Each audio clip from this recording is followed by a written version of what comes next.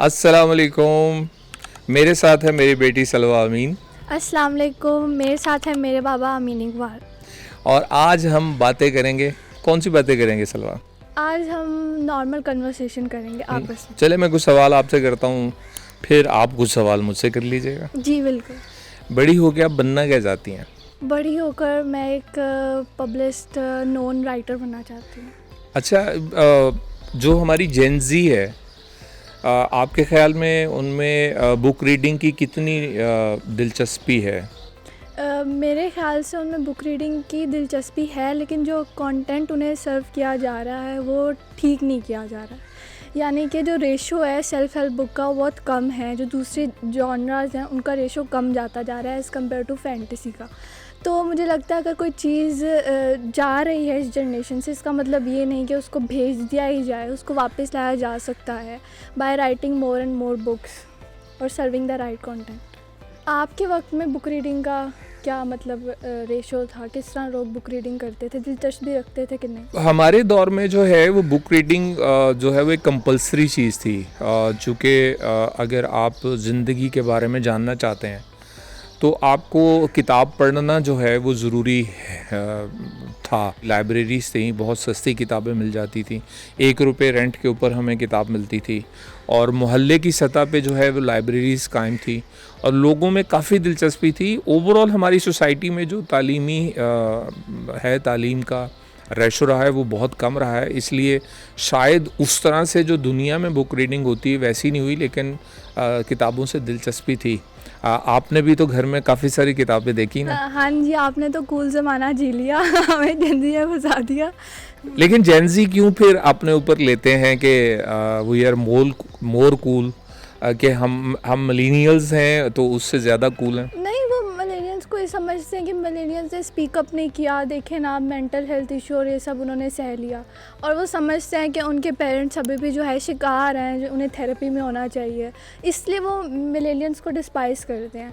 But I personally think कि आपने तो कूल ज़माना जी लिया। आपके टाइम पे 1 रुपये में बुक मिल रही थी और ये सब लाइब्रेरीज़ थी।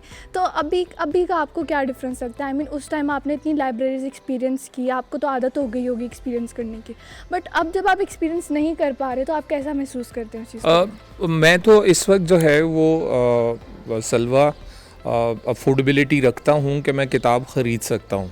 लेकिन जैसे आपकी जनरेशन है वो किताब लेने के लिए जाए, जैसे आपने किताब अंग्रेज़ी में लिखी, तो मेरी आपके साथ बात भी होती रही कि हमारे यहाँ इंग्लिश पढ़ने वाले या अंग्रेज़ी पढ़ने वालों की तादाद कम है, तो आप क्यों अंग्रेज़ी में लिख रहे हैं? मुझे लगता है कि एक लैंग्वेज बैरियर जो था ना वो हट रहा था। अब देखिए, मैं तो चाहती हूँ कि मेरी बुक अगर नोन हो गई तो ज़रूर चाहूँगी कि उसे मैं उर्दू में भी ट्रांसलेट करवाऊँ, लेकिन इंग्लिश में मैंने इसलिए लिखी क्योंकि आजकल जो यूथ थी मैं उस तक ये मैसेज पहुँचाना चाहती थी। बेशक मिलेनियल्स को भी पढ़नी चाहिए, बट मेजर यूथ का रेशो इस वक्त ज़्यादा है पाकिस्तान में, तो मैं चाह रही थी कि उन तक ये बात पहुँच जाए मेरी विदाउट लैंग्वेज बैरियर, क्योंकि आजकल तो उर्दू आपको पता है इतनी कॉमन नहीं है हमारी जनरेशन में। और इसका कसूर भी हमारा है कि हमने उर्दू को कॉमन नहीं। हाँ जी, मुझे लगता है हमारा कसूर है, क्योंकि जब मैं अपने इंस्टीट्यूट में जाती थी तो वहाँ पर हम मेरे लिए ज़रूरी उन्होंने कायम कर दिया था कि आपने हमसे कन्वर्सेशन करनी है तो इंग्लिश में कीजिए। अगर मैं वहाँ पे उर्दू में कुछ बात पूछती भी थी तो मेरी टीचर मुझे टोक के कहती थी कि इंग्लिश में पूछो फिर जवाब दो। चूँकि मैं ये बिलीव करता हूँ किताब पढ़ने से आपकी इमेजिनेशन की एक्सरसाइज होती है, ठीक है? आप इमेजिनेशन की एक्सरसाइज किए बगैर बेहतर आइडियाज़ प्रोड्यूस नहीं कर सकते। तो बेहतर आइडियाज़ के लिए पढ़ना बहुत ज़रूरी होता है ना? 60-70 सफ़हात या 100-250 सफ़हात में एक आदमी अपनी पूरी ज़िंदगी का निचोड़ लिखता है। जहाँ पे आपने ज़िंदगी गुजार के 60-70 साल वो सीखना है, आप एक किताब में वो सीख सकते हैं। तो बुक रीडिंग जो है वो एक कंपलसरी चीज़ है, वो ज़रूर होनी चाहिए। बट आपने इमेजिनेशन को बुक रीडिंग के साथ लिंक कर दिया, तो आप और क्या सोर्सेज या मीडियम देखते हैं जिससे इमेजिनेशन स्ट्रॉन्ग हो सकती है? मुझे लगता है कि इमेजिनेशन जो है उसका पहला जो स्टेप है वो तो बुक रीडिंग है। रीडिंग से जो है वो इमेजिनेशन एक्सरसाइजेस करती हैं। उसके बाद जो है वो बहुत सारे और प्रोसेस है जिसमें सफ़र करने से भी आपकी इमेजिनेशन जो है उसमें एक स्ट्रॉन्ग एलिमेंट दाखिल होता है, जो कि विजुअली जब एक्सपोजर हासिल होता है आपको और उसके साथ साथ आपको एक्सपीरियंस भी हासिल होता है, वो आपकी किताब की कहानियों और प्लॉट्स के साथ जुड़कर आपको एक पूरा हकीकी तस्वर भी देता है। लेकिन ये सवाल पे सवाल होता चला गया। एक प्रेशर ज़रूर होता है जब कोई किताब लिखता है, जैसे जब कोई चीज़ लिखता भी है और जो बनाता भी है कि यार ये कामयाब ज़रूर हो, तो सलवा आप पर कितना ये दबाव था किताब लिखते हुए कि यार मेरी किताब को जो है वो मैक्सिमम लोगों तक पहुंचना चाहिए, इसे बहुत मशहूर होना चाहिए, और अगर नहीं हुई तो क्या होगा, ये सब ख्यालात थे? वैसे बाबा, आपको सही बात बताऊँ तो मैंने सोचा ही नहीं था मैं इस स्टेज पे अपनी बुक पब्लिश करूँगी। जब मैंने आपको पहली दफ़ा, उसमें मुझे लगता है आपका बहुत बड़ा हाथ है, क्योंकि मैंने तो कोई सोचा ही नहीं था। मैंने कहा था हाँ 20-25 की उम्र में जाके कर दूँगी पब्लिश, और उससे पहले तो आप पढ़ाई का ही कहते रहते थे। तो मैंने कहा था बाबा चाहते हैं कि मैं डिग्री ले लूँ तो मैं ले ही लेती हूँ। तो उसमें जब आपने मुझे ये आइडिया दिया कि लिखो तुम, आप पब्लिश, आपने बेशक पहले कहा था कि तुम थोड़ा वक्त लो, इसको सही से एक्सप्लोर करो, क्योंकि ऑब्वियसली एज अ पेरेंट आपका था कि मैं सही से एक चीज़ को एक्सप्लोर कर दूँ, जल्दबाजी में ना हो। क्योंकि मुझे याद है आपने अपना एक्सपीरियंस शेयर किया था मेरे साथ कि आप मेरी एज में बहुत डार्क लिखते थे। तो वो मुझे लगता है कि आपको वही मेरी तरफ था कि मैं डार्क ना लिखने लग जाऊँ। मैंने पहली दफ़ा आपको टेक्स्ट किया, उन दिनों मैं कुछ अप एंड डाउन चल रही थी और आपको इस बारे में पता था कि मैं अप एंड डाउन चल रही हूँ। तो ऑल ऑफ अ सडन मैंने 12 बजे आपको मैसेज किया, आई एम डन। और मैं उस वक्त पीडीएफ ढूंढ रही थी कि मैं जल्दी से भेजूँ, मैंने आई एम डन लिख दिया और आपने उसी वक्त सीन कर लिया। आपने कहा व्हाट, और फिर मेरी हंसी निकल गई। फिर मैंने आपको पीडीएफ भेजी और आपने कहा वाह ग्रेट, और मैं खुश हो गई। तो जब मैंने लिखना शुरू किया तो मुझे माइंड में नहीं था कि मैं पब्लिश करूँगी। मेरा पहला स्टेप यही था कि मैं इसको अच्छी तरह एक्सप्रेस कर दूँ, क्योंकि मेरे नोन फादर इतने अच्छे राइटर और डायरेक्टर रह चुके हैं, तो मैं उनके फुटस्टेप ही फॉलो करना चाह रही थी। तो उसके बाद जब मैंने लिख लिया तो उसके बाद मेरा फियर था, मुझे यही था कि ऑब्वियसली पब्लिशिंग में इतना एक्सपेंस लगता है और चीज़ें लगती हैं, तो मेरा फियर था कि अगर ये एक्सपेंस वापस ना आया और ये पब्लिशिंग जो है मेरी नहीं गई बेहतर। बट उसके बाद मुझे ये भी था कि कोई इतनी आसानी से कैसे पब्लिश हो सकता है ना इस एज में। मुझे लगा मैंने ज़्यादा स्ट्रगल ही नहीं की, मैं अचानक से पब्लिश हो गई एकदम से। तो मुझे यही था कि मेरा फर्स्ट स्टेप है अपनी स्ट्रगल की तरफ। तो इसलिए फिर मैंने उसको इस तरह व्यू करना शुरू कर दिया कि ये मेरा फर्स्ट स्टेप है स्ट्रगल की तरफ, क्योंकि पहले आप लूज़ ही करते हो। तो इसी तरह मुझे लगता है अभी मेरा लूजिंग की तरफ ही स्टेप चल रहा है। तो बाबा, आपको कितना प्रेशर फील होता है जब आप सक्सेस के बारे में सोचते हैं? यानी ऑब्वियसली आपने तो बहुत चीज़ें क्रिएट की हैं, तो आप पर वो प्रेशर कैसे आयद हो रहा है? शुरू में ना सलवा मुझे बहुत प्रेशर फील होता था, चूँकि हमारी जो मीडियम है, जो फील्ड है जिसमें हम राइटिंग करें, डायरेक्शन करें, या जो आर्ट फॉर्म जितनी भी हैं, उसमें लोगों की एप्रिसिएशन बहुत ज़रूरी होती है हमारे लिए। अगर वो हमारे ख़्याल, हमारी चीज़ और हमारी क्रिएटिविटी को अप्रिशिएट नहीं करते, तो वो ना उसका प्रेशर रहता है कि आप अच्छा करने के लिए जो है वो दबाव में रहते हैं, और आप कंफ्यूज भी रहते हैं, क्योंकि आप अपने आप को क्वेश्चन करते रहते हैं। कभी आप लोगों का पर्सपेक्टिव देखना शुरू हो जाते हैं। तो लेकिन मैंने बहुत जल्दी ये बात सीख लिया कि ये प्रेशर आपकी अपनी सलाहियत को खा जाता है। जो आपका ओरिजिनल थॉट है उसको क्वेश्चन करना शुरू कर देता है, वो खा जाता है। तो इस प्रेशर को शुरू में ही सबसाइड कर देना चाहिए। आप अपने प्रोसेस को एंजॉय करें जो आप कर रहे हैं इस आर्ट फॉर्म के अंदर, और देन फिर आप छोड़ दें। चूँकि लर्निंग तो हो ही जाती है कि जब लोगों के पास चीज़ जाती है, उनका फीडबैक आपकी लर्निंग हो जाती है, तो उससे पहले आप कंसीव ना करें। लेकिन जब ये आप किताब लिख रही थी, तो अब आजकल बहुत हम कहते हैं जेनजी को जो सोशल मीडिया है वो बहुत इन्फ्लुएंस करता है। रील्स जो हैं वो आपका एल्गोरिदम जो है वो पूरे का पूरा थॉट प्रोसेस का वो तब्दील करती हैं। तो आपका इस बारे में क्या ख्याल है कि आप इसको कैसे डील करती हैं कि आपका एल्गोरिदम जो है वो इन्फ्लुएंस ना हो रील से या सोशल मीडिया की मुख्तलिफ़ चीज़ों से? जी बिल्कुल, आजकल इन्फ्लुएंस की जो आपने बात की वो बहुत ज़्यादा है, इन्फ्लुएंस रेट बहुत ज़्यादा है। लेकिन मुझे लगता है कि इस इन्फ्लुएंस रेट में लोगों ने रिसर्च करना भी छोड़ दी। जिस तरह आपने कहा एल्गोरिदम आता है और चीज़ें आती हैं, तो एआई और सब चीज़ों की वजह से बहुत चीज़ें फेक क्रिएट होने लगी, जिन पे लोगों ने यकीन करना शुरू कर दिया। इसमें सिर्फ जेन ज़ी इन्वॉल्व नहीं थी बाबा, मैं आपको बताती हूँ, इसमें मिलेनियल्स भी इन्वॉल्व हैं। वो कैसे? क्योंकि वो रिसर्च जो गूगल ने दी थी, वो उसने ये बताया था अपनी साइट से कि 75% मिलेनियल्स और जेन ज़ी दोनों सिर्फ हेडलाइंस पढ़ते हैं, कोई भी लिंक्स को क्लिक करके पूरी इन्फॉर्मेशन डीप रिसर्च नहीं ले रहा, क्योंकि एआई अब आपके लिए वो क्रिएट कर देता है ना शॉर्ट फॉर्म में रिव्यू। तो जिस वजह से उसमें मिलेनियल्स भी इन्वॉल्व थे। बट जब आपने बात की कि मैं इसको किस तरह कंट्रोल करती हूँ, तो अगर मैं रील्स देखती भी हूँ तो मेजरली मैं फ़िल्म्स के बारे में देखती हूँ, क्योंकि मेरी जो फील्ड है, जो विजुअलाइजेशन और सब चीज़ें करना, वो दूसरों की आर्ट फॉर्म्स को देखना भी है और एडमायर भी करना और सपोर्ट भी करना। जहाँ तक बात रही कि बाकी किस तरह डील करते हैं, वो मुझे नहीं पता आप कैसे डील करते हैं, आप तो मलेरियन से हैं। हाँ, मैं डील करने के लिए जो है ना वो एक चीज़ ज़रूर देखता हूँ कि जो मेरे पास पहले से इन्फॉर्मेशन है उसके साथ ये इन्फॉर्मेशन जो है वो कितना कंट्राडिक्ट कर रही है, कितना मुख्तलिफ है, और जो जहाँ से सोर्स ऑफ इन्फॉर्मेशन, चूँकि आपने सही कहा कि जब हम कहीं किसी भी टूल से इन्फॉर्मेशन लेने की कोशिश करते हैं या हमारे एल्गोरिदम में ऑटोमेटिकली आ जाती हैं वो चीज़ें, तो उस वक्त जो है वो हम उस बंदे की क्रेडेंशियल्स, उसके पीछे दी हुई बातें और जहाँ से वो रेफरेंसेस दे रहा है उसको किसी तरीके से देखने की कोशिश नहीं करते। इसलिए आजकल जो है वो सच को तलाश करना और वो बहुत मुश्किल हो गया है। तो आपने सही कहा कि हमें उस तरफ ज़रूर जाना चाहिए, लेकिन एज़ यू नो सलवा, हम जो दिमाग साजी है ना, दिमाग का ज़्यादा इस्तेमाल करने से थक जाते हैं जल्दी, है ना। इंसान कहीं ना कहीं आसान पसंद ज़रूर होता है। चलो मैं आपसे आज इस पॉडकास्ट में पूछ लेता हूँ कि मैं चूँकि तुम पे ये प्रेशर भी होगा कि लोगों के सामने कहना तो अच्छा बोलो तो मैं कैसा बाबा हूँ और मेरे से जो है वो आपने कितनी चीज़ें जो है वो जो इंस्पिरेशन है आपकी, जो काम चीज़ें और आगे ज़िंदगी देखती हैं, वो क्या क्या है?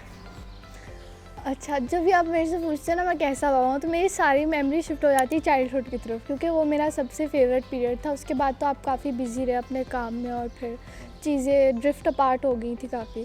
तो जब मैं छोटी थी तो मेरी ये फेवरेट मेमोरी है, मैं शेयर करूँगी। तो जब मैं छोटी थी तो मैं स्कूल जाती थी और आप काम पर होते थे, आप उस वक्त लाहौर में थे। तो जब आप रात को लेट आते थे, आपका बहुत हेक्टिक रूटीन रहती थी, मतलब आप आते थे, सोते थे और फिर सुबह दोबारा चले जाते थे और फिर सुबह ही वापस आते थे आप। तो मामा आपका वेट करती थी ऑब्वियसली। तो अब सब सो जाते थे और मुझे आदत नहीं थी आपसे मिले बगैर, क्योंकि मैं स्कूल से आती, मैंने तो बाबा को देखा ही नहीं, मैंने सिर्फ फ़ोन पर बात की होती थी आपसे। तो फिर मैं आती थी और आप नहीं होते थे तो मैं मम्मा के साथ वेट करती थी, और वेट करते करते मैं मम्मा के साथ हॉल में ही सो जाती थी। और फिर आप आते थे, एक दिन भी ऐसा नहीं गुजरा कि आपके हाथ में मेरे लिए चॉकलेट्स ना हो। आप हमेशा आते थे, मेरे लिए चॉकलेट्स लेकर आते थे, और इवन एट टाइम्स आप मुझे कहते थे कि तुम्हें पता है शॉप बंद होने लगी थी, मैं खुलवा कर लेकर आया और मुझे बहुत स्पेशल फील होता था कि वाह। और वो झूठ होता था अब तो मुझे पता चल गया ना, लेकिन पहले तो मुझे अच्छा लगता था ना कि वाह बाबा मेरे लिए आया। और उसके बाद जब आप मुझे सरप्राइज़ करते थे स्कूल में, आप मुझे लेने आ जाते थे, तो वो टाइम मेरे लिए बहुत स्पेशल रहा है। उस टाइम आपने मुझे बहुत स्पेशल फ़ील करवाया और मेरे लिए बहुत केयरिंग की। लेकिन उसके बाद जब मैं बड़ी होती गई तो आपने एक कंसर्न फादर की तरह मुझे एडवाइसेस देना शुरू कर दी। जब आपने देखा कि मैं आइडियाज़ क्रिएट करना चाहती हूँ, चीज़ें करना चाहती हूँ, तो मेरी सबसे पहली जो आपसे चाइल्डहुड से इंस्पिरेशन यही बनी थी कि जो आपका हार्ड वर्क था, आपकी डेडिकेशन थी और जो आपका कंसर्न था इन एडमिस्ट आपके काम के अपनी फैमिली को लेकर। तो वो आप जिस तरह मैनेज करते थे, तो समटाइम्स मैं हो जाती थी कि बाबा इतना थक कर आते हैं, फिर भी संडे को मुझे कहते हैं कि मुझे उठाना जल्दी, जब तुम उठो हम बाहर जाएंगे बेकरी में।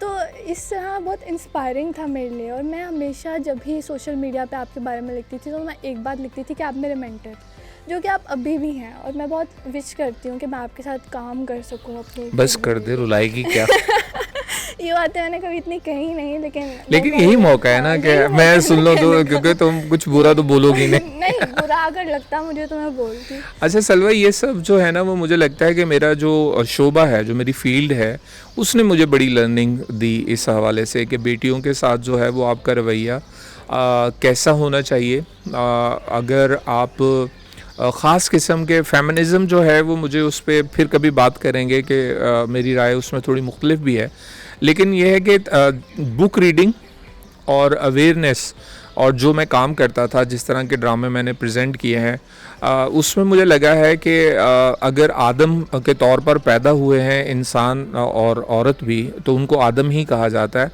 तो उनकी तमाम जो शख्सियत है उनको इक्वली ट्रीट करना चाहिए। तो दैट्स वाई जो है वो मैं अपनी बेटियों को भी अपने बेटों के साथ जो है वो इक्वली ट्रीट करने की कोशिश करता था। और ये सोच की तब्दीली जो है जो आई हमारी जनरेशन के अंदर, ये मेरा ख़्याल है कि हमारे मुताले, वसी मुताले, इंटरेक्शन और मेरे शोबे ने उसमें मुझे बहुत हेल्प की कि मैं इस तरह से सोचूं और इस तरह से जहन को बदलूं और अपब्रिंगिंग में जो है वो एज अ पेरेंट मैं जो है वो इक्वली ट्रीट करूं। शायद हम मियाँ बीवी इसमें कामयाब हुए हैं, या नहीं, ये तो वक्त बताएगा। लेकिन एनीवेज, अगला सवाल मेरा आपसे ये है कि आप अगर बड़ी राइटर ना बन पाई फिर क्या होगा? इस बारे में तो बाबा मैंने कोई सोचा नहीं है, आपने मुझे प्रोवोक कर दिया कि इस बारे में सोचूं। तो मुझे लगता है कि सक्सेस लिमिटेड नहीं होता एज के साथ। क्या पता वो मुझे, अगर मैं रही 80 साल तक, तो क्या पता मुझे उस एज में आ जाए। लेकिन मैं चाहती हूँ कि अगर मेरा काम पीछे छूट भी जाए और मैं जो हूँ बड़ी राइटर नहीं भी बन सकी, तो मुझे एक वाइज मैन ने एक बात कही थी बहुत टाइम पहले कि तुम लिखो, पढ़ने वाले खुद पैदा होंगे। तो आज के ज़माने में जब 90s के राइटर्स को तब रिकग्निशन नहीं मिली और अब मिल रही है, तो मुझे लगता है अगर मैं अपना काम पीछे छोड़ गई तो पढ़ने वाले पैदा होंगे और मेरा काम एडमायर। और ये वाइज मैन कौन था? ये वाइज मैन आपसे लिंक्ड है, बिल्कुल आपके शोबे से ही था। जब हम राइटर्स के गेट टुगेदर पे गए थे तो वहाँ मुझे मिले थे। अच्छा, ये आपकी जनरेशन को काफका इसलिए पसंद आ रहा है कि वो मरने के बाद हिट हुआ है, इसलिए आप ये सोच पे कन्विंस तो नहीं है? नहीं बाबा, मैं काफका और इनसे बिल्कुल भी रिलेटेड नहीं हूँ। मुझे, आपको तो पता है मैं इनको डिस्पाइस करती हूँ थोड़ा बहुत।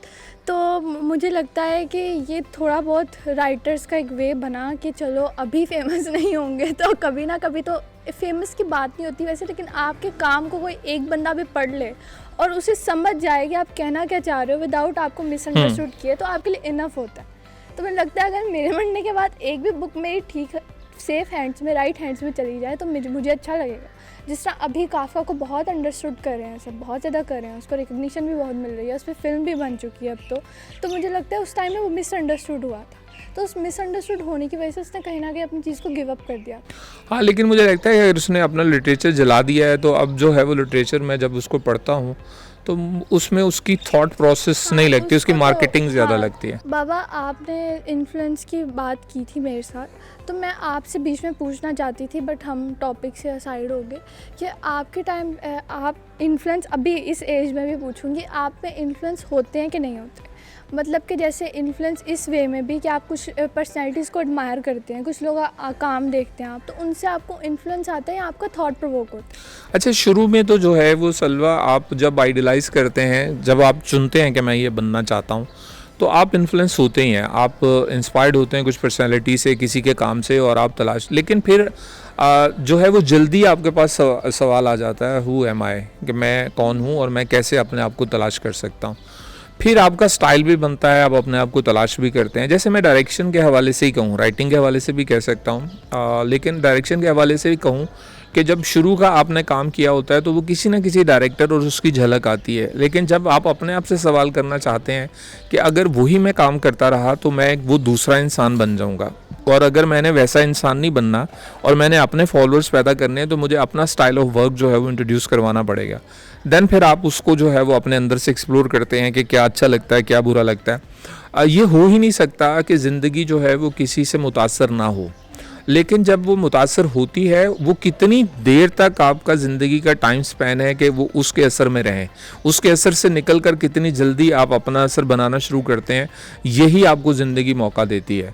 तो तलाश करने का इंसान का जो है वो यही तरीका है। तो बाबा, इसी से मेरा एक और सवाल है आपसे कि अब जब आप किसी चीज़ को देखते हैं, ऑब्वियसली बहुत सारी चीज़ें, बहुत आर्ट एडमायर करने के, तो अब आप किसी फिल्म को देखते हैं, बुक को पढ़ते हैं और आपको बहुत अच्छी लगती है, तो पहला स्टेप क्या होता है? आप ये सोचते हैं कि मैं भी इस जैसी कोई चीज़ बनाऊं, या इस जैसी चीज़ मैं भी एग्जिस्ट करवा सकता हूं, या फिर आपका थॉट प्रोवोक हो जाता है? नहीं, थॉट प्रोवोकिंग जो है वो ज़रूरी है कि जब हम कुछ चीज़ों को देखते हैं, अब मैं अपनी इस एज में जाकर बात करता हूँ, जैसे मैं एक मिसाल दूँ आपको कि जब मैंने पहली दफ़ा ब्लैक फ़िल्म देखी जो संजय लीला भंसाली साहब ने डायरेक्ट की थी, तो मैं उस वक्त सीडीज़ में फ़िल्म्स आती थी, तो वो 2 सीडीज़ में आई थी, तो मैंने पहली सीडी देखी और मैं डिप्रेशन में चला गया। और ये जो है 2002 की, शायद 3 की बात है, आई एम नॉट श्योर, लेकिन उसके बाद जो है वो मैंने 6 महीने बाद उसकी दूसरी सीडी देखी। डिप्रेशन ये था कि मैंने सोचा कि यार शायद मैं ऐसी एबिलिटीज़ नहीं रखता कि मैं इस लेवल ऑफ वर्क या इस लेवल ऑफ थॉट प्रोसेस को अचीव कर सकूँगा ज़िंदगी के अंदर। लेकिन फिर मैंने देखा कि ज़िंदगी में कोई भी इंसान कुछ भी अचीव कर सकता है, वहाँ तक पहुँच सकता है कि आप ये करें। तो फिर मैंने अपने आप को बैकअप किया और आगे किया, और फिर थॉट प्रोवोकिंग स्टार्ट हुई। अब जो है वो होता क्या है कि जब आप कोई चीज़ देखते हैं तो दरअसल उसकी आर्ट फॉर्म के अंदर उसके सोचने का, नैरेटिव बयान करने का वो अंदाज़ देखते हैं कि इन्होंने ये इमोशनल या ये एंगल देखा है, तो वो मैं क्यों नहीं देख पा रहा। क्या मेरी सोसाइटी, मेरा हल्का है बाब, या मेरी तालीम, या मेरे जो मैं रीडिंग कर रहा हूँ उसके अंदर ये एहसासात और ये सारी चीज़ें मेरे दिमाग में एक्सप्लोर नहीं हो पा रही। तो या ये आपको नज़र आता है, या फिर ये नज़र आता है कि हाँ यार, इससे ये वाला एंगल जो है वो मिस हुआ है, मैं इस एंगल को कभी जाके एड्रेस करूँगा और मैं वो दिखा पाऊँगा कि यार ये रिश्ते जब कहानियाँ इंसानी जज्बात के इर्द गिर्द ही होती हैं, तो वो जब टूटेंगे या किस तरह से होंगे तो उसका एक मैं नया एंगल तलाश करूँ, तो थॉट प्रोवोकिंग हो जाती है आपके लिए। आप मुझे बताएं कि आप जो है वो सबसे ज़्यादा जो पढ़ा है आपने अब तक, उसमें किसको एडमायर करती हैं? यानी एज एन आप राइटर राइटर। मैंने बाबा पहले एक ख़ास एडमायरेशन रखी हुई थी। जो जॉनरा था पढ़ने में मेरा वो फ़िक्शन था, तो उसमें मैंने एडमायरेशन रखी हुई थी। बट फिर जब मैं अपने आइडियाज़ की जनरेशन की तरफ चले गई तो मैंने अपना जॉनरा चेंज करना शुरू कर दिया, यानी कि मैं सेल्फ हेल्प की तरफ भी जाने लग गई। और इस तरह मैं बैक एंड फोर्थ करती रही ताकि मैं एक राइटर या एक काम पे फ़िक्स ना हो जाऊँ, ताकि मैं एक्सप्लोर कर सकूँ। इसलिए मैंने कभी एक बंदे को फ़िक्स रखा ही नहीं कि मैं इसको पसंद करती हूँ मैं। बट विद टाइम जब मैंने एक बुक पढ़ी जो मुझे बहुत अच्छी लगी, वो माइंड प्लेटर थी। उसके बाद मैंने एक और बुक पढ़ी जिसको अब मैं बताने लगी हूँ कि मैं एडमायर करती हूँ, रॉबिन शर्मा की थी, who will cry when you die. तो जब मैंने वो पढ़ी तो उसमें उसने कुछ ख़ास बहुत फ़िलॉसफी या ऐसे बड़े बड़े लफ्ज़ नहीं डाले हुए थे जो एस्थेटिक के लिए मैं यूज़ कर लूँ और ऐसे कर लूँ। उसने बहुत सिंपल बातें की हुई थी जो आप डेली रिमाइंडर्स में आपके पास होती हैं। उसने क्या बात की हुई थी कि आपने पैसे राइट हैंड से दिया, यानी आप थैंकफुल हुआ करें पैसे देते वक्त। बेशक आपने चीज़ खरीद रहे हैं बट आप थैंकफुल हो, थैंक यू बोला। तो बहुत सिंपल सी बात है, कोई इतनी बड़ी बात नहीं है, बट वो सिंपल चीज़ें आपको एक रिमाइंडर देती हैं, तो आपको रियलाइज़ होता है कि लाइफ सिंपल ही है, इतनी मुश्किल नहीं है, इतनी कॉम्प्लिकेटेड नहीं है जितनी आपने कर रखी है। तो मुझे लगता है कि मुझे वो अच्छा लगता है, उसकी राइटिंग पढ़ना मुझे अच्छा लगता है, उसके सेमिनार्स देखना भी मुझे अच्छा लगता है। Good, thank you so much. आप लोगों ने हमें देखा, आप हमें बताइएगा फीडबैक में ये पहली डिस्कशन हम दोनों की कैसी थी। और सलवा, आप कैसे थैंक्स कहना चाहेंगे? थैंक यू, आप लोगों ने हमें इतनी देर तक बर्दाश्त किया और हमें ज़रूर बताइएगा, फीडबैक दीजिएगा और हम बिल्कुल दूसरी डिस्कशन के साथ वापस आते रहेंगे।